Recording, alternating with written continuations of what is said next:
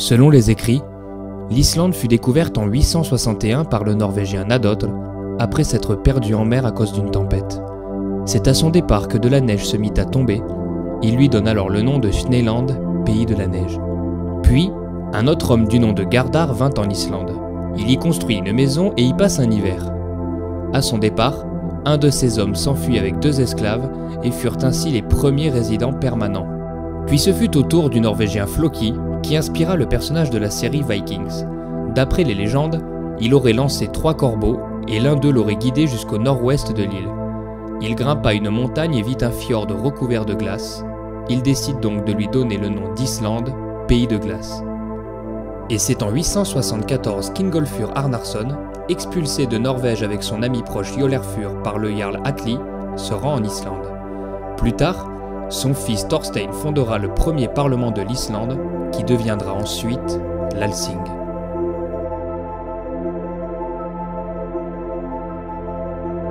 Donc là nous sommes au Thingvellir, c'est ici que venaient se réunir les anciens chefs de clan et c'est en 930 que l'Althing, le plus vieux parlement au monde encore actif, a été créé. Je vous laisse voir ça en image.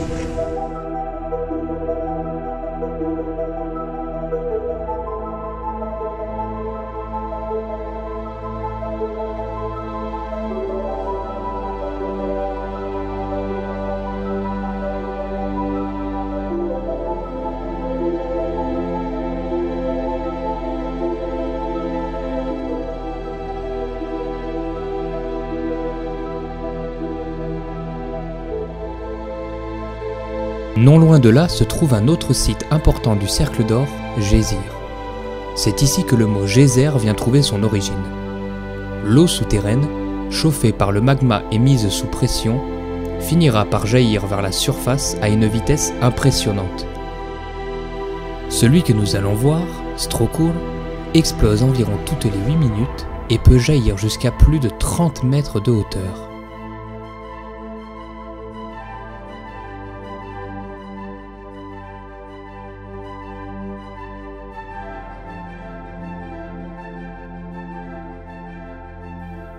Continuons notre route jusqu'à atteindre un endroit des plus intéressants. Ici, on peut escalader des glaciers, mais aussi les explorer.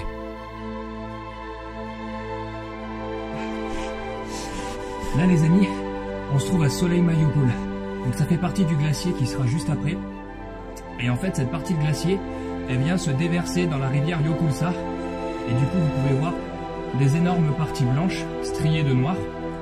Et si vous avez de la chance, vous pouvez même entendre les bruits et les craquements de glace.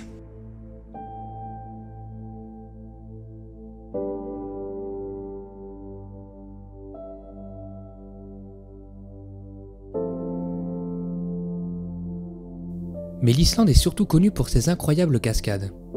Enfin, pas celle-là. Ce genre de cascade. Gullfoss, des gorges longues de 2,5 km.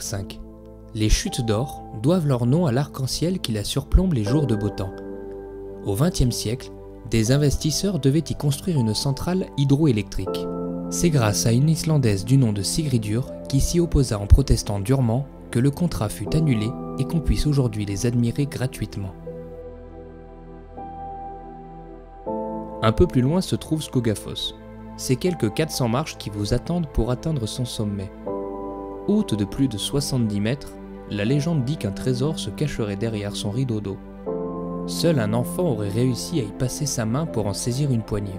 Celle-ci est aujourd'hui exposée au musée de Skogar.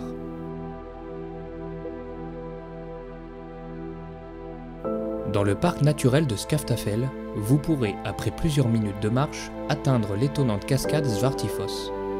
Celle-ci n'est pas impressionnante par sa taille ou par son débit, mais grâce aux incroyables formations d'orgues basaltiques qui l'entourent.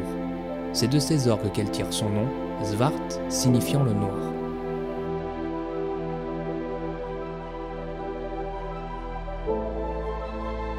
De loin ma préférée, Seljalandsfoss. Une magnifique chute d'eau de 40 mètres, derrière laquelle une passerelle et un chemin naturel dans la roche vous permettent d'en faire le tour.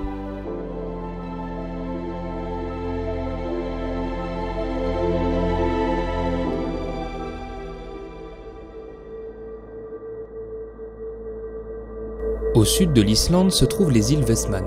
un archipel d'îles volcaniques. Souvenez-vous de notre cher Iolfur, l'ami d'Ingolfur. Celui-ci fut assassiné par ses esclaves irlandais qu'il traitait mal. C'est alors qu'Ingolfur chercha vengeance et les poursuivit jusque dans l'archipel où il les tua.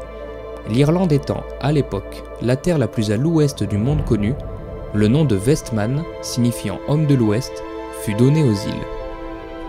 Chaque île fut formée avec les éruptions volcaniques, comme Surtsey, qui tire son nom de Surt, l'équivalent islandais de Vulcain chez les Romains. Nous nous rendons sur la plus grande des îles de l'archipel, Eimahe. Celle-ci est la seule habitée avec une population d'environ 4000 habitants. Elle vit principalement de la pêche et du tourisme, et c'est aussi l'endroit idéal pour y croiser les macaremoines, oiseaux marins emblématiques de l'Islande.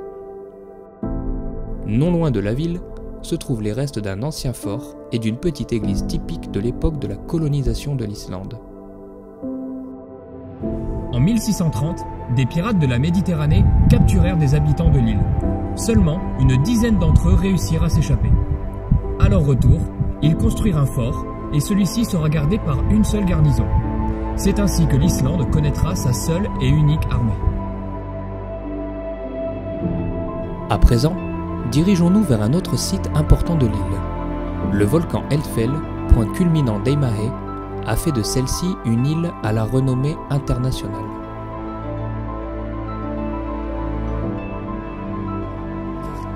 On vient enfin d'arriver en haut et la vue est vraiment impressionnante. Et son histoire l'est tout autant. En 1973, le volcan est entré en éruption. Bilan de l'histoire, plus de 350 maisons ensevelies, un mort et une augmentation de 20% de la taille de l'île.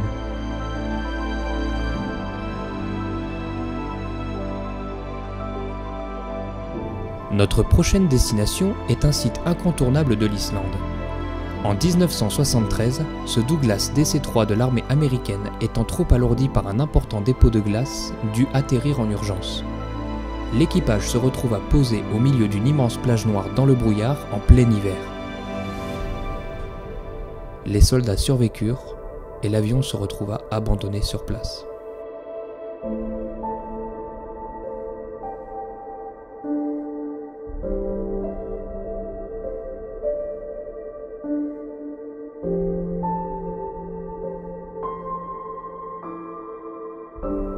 Continuons vers l'est. Le lac Jökulsárlón, signifiant lagune du glacier, est l'un des plus grands lacs proglaciaires d'Islande. Les blocs qui se détachent du glacier glissent sur le lac et dérivent jusque dans la mer.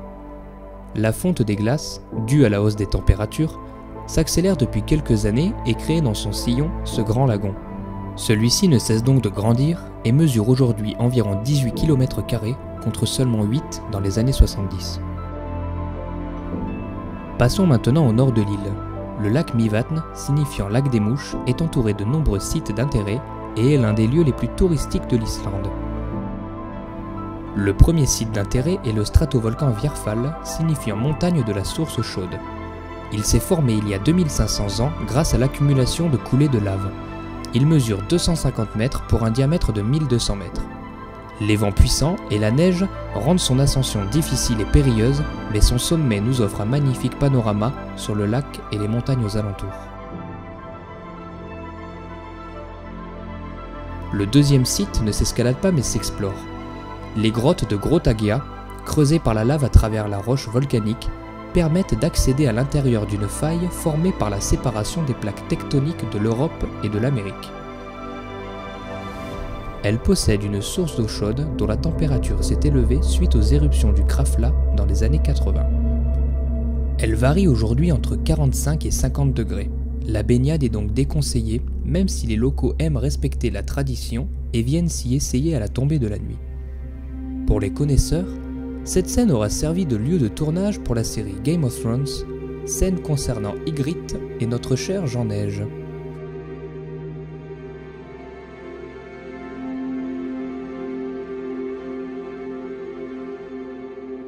La géothermie est l'une des activités principales de l'Islande, et ce site en est la preuve. L'eau, réchauffée par le magma du Krafla, remonte du sol chargé de soufre et de gaz volcanique et se libère à une température avoisinant les 90 à 100 degrés. Les nombreuses solfatares offrent une magnifique odeur d'œuf pourri.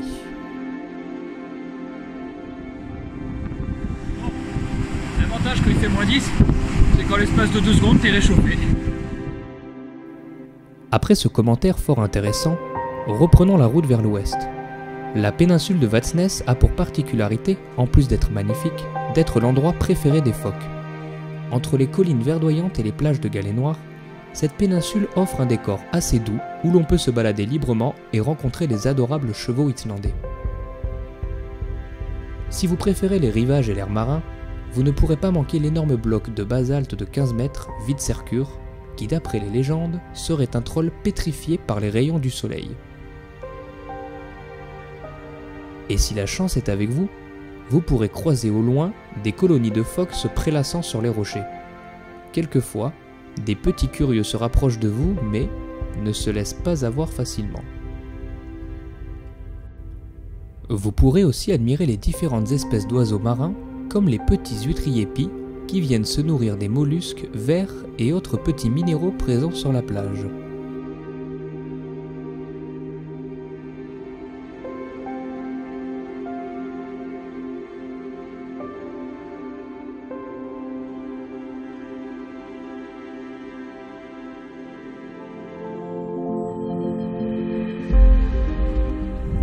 Là où je me trouve les amis, c'est la pointe la plus à l'ouest de toute l'Europe.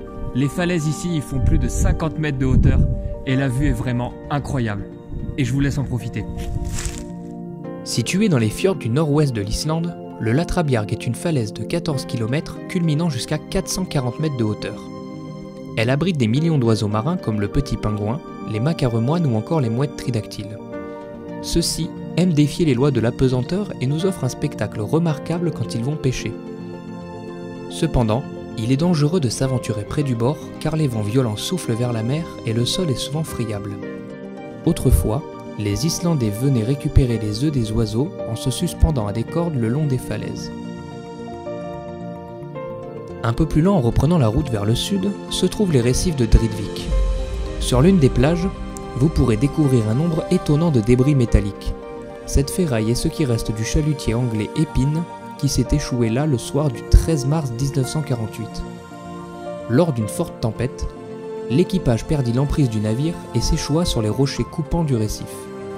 Les secours lancèrent une ligne de vie que 4 marins réussirent à attacher au mât afin de rejoindre la plage. L'un d'eux passa par-dessus bord et son corps s'échoua sur la plage.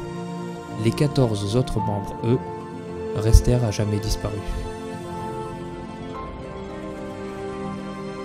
En reprenant la route vers la capitale, vous trouverez 2 autres points intéressants. Vers la petite commune de Tálknafjörður, vous trouverez un chemin vous menant au fameux Polurin, des petits bassins chauds où vous pourrez vous prélasser face au fjord. Puis, si vous n'empruntez pas le pont pour rejoindre Reykjavik, l'ancienne route vous mènera au site de la cascade Glimur, où se trouve une étrange grotte peu connue avec une magnifique vue sur la rivière Botnsa. L'Islande compte environ 350 000 habitants et plus d'un tiers habite la capitale Reykjavik. Pour vous donner une idée, Toulouse a plus d'habitants que toute l'Islande. En 874, notre ami Ingolfur, fidèle aux traditions, ordonna que l'on jette par-dessus bord les bois sacrés sculptés à l'effigie des dieux. Ceux-ci furent retrouvés 3 ans plus tard dans la baie actuelle de Reykjavik, où notre explorateur décidera de s'implanter. C'est ainsi que l'histoire de la ville débuta. Entre ses quartiers colorés, son lac peuplé de canards et ses grandes rues commerçantes, Reykjavik est aujourd'hui une ville paisible en pleine expansion. On y trouve aussi une richesse culturelle impressionnante avec un goût prononcé pour l'art contemporain. Après les bars, les musées et les autres concerts de rue, si une petite pause se fait sentir, les food trucks sauront répondre présents. Juste derrière se trouve l'incroyable église luthérienne, religion principale en Islande. Haute de 75 mètres, elle est souvent considérée à tort comme une cathédrale. Construite en 1945 et terminée en 86, son architecture expressionniste rappelle les fameuses orgues basaltiques dont je vous parlais précédemment. L'Islande est une île riche d'histoires et d'anecdotes incroyables. Si vous êtes à la recherche de liberté, d'évasion ou d'aventure, ce pays est fait pour vous. Vous pourrez escalader des montagnes enneigées, marcher le long des grandes rivières, gravir des volcans, explorer des glaciers ou des grottes de lave, sans oublier ce qui fait la beauté de l'Islande, observer les légendaires aurores boréales qui viennent vous offrir un spectacle nocturne incroyable. La faune et la flore fortement touchées par les catastrophes climatiques, le pays travaille sans cesse à protéger et conserver son patrimoine. Il est donc fortement souhaitable de continuer ainsi afin de profiter pleinement des paysages que la nature nous offre. À seulement 3 heures d'avion, c'est une destination qui saura vous dépayser totalement. Vous tomberez sans aucun doute amoureux de ce pays magnifique. Yo les amis, le documentaire est maintenant terminé, j'espère que ce nouveau format vous aura plu. N'hésitez pas à me laisser votre avis dans les commentaires. Vous pouvez aussi vous abonner à Facebook, Instagram ou encore YouTube, ça me fera extrêmement plaisir. En attendant, je vous dis à très bientôt pour de nouvelles vidéos. Merci à toutes et à tous, et à très vite les amis.